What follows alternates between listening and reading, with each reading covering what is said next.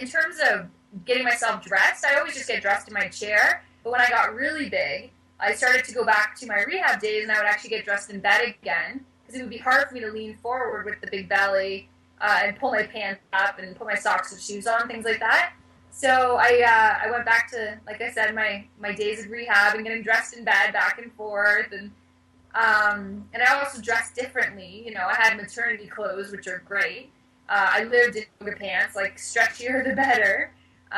So anything that was really easy to get on and off is what I basically lived in while I was pregnant. In terms of taking care of myself, I was able to be independent through my entire pregnancy. I just had to be careful, and everything took a little bit longer. Although I do remember the day I had to stop driving. I had come home from an appointment, and this was after being on bed rest, but before I got really humongous. So I had like a little portion of time where I was functional and able to go out and, you know, do stuff, do that shopping that I needed to do and things like that. And I'd come home from an appointment, and I was transferring out of my vehicle in the street into my chair because my driveway was blocked for some reason. And I fell between my chair and the car. Like, I fell slowly. It wasn't a dramatic fall. Like, I was able to lower myself, but I couldn't get myself back up, which normally wouldn't be an issue.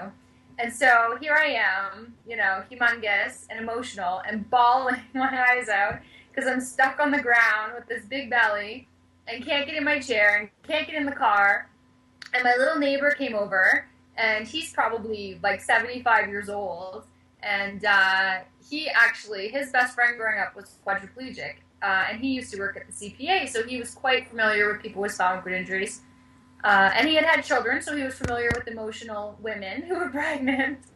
And so he just picked me up somehow, miraculously. Like, I gained, you know, about 40 pounds, so it wasn't small, and put me in my chair and said, "You are done driving."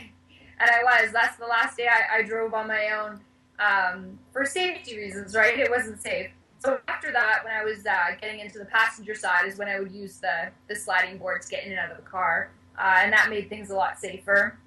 I wasn't able to get my chair over my stomach at that point anyways, really safely, without having to lift it really, really high in the car, so it was a good idea for me to stop driving. But overall, pretty much right to the end, I was doing everything that I was doing before, just slower.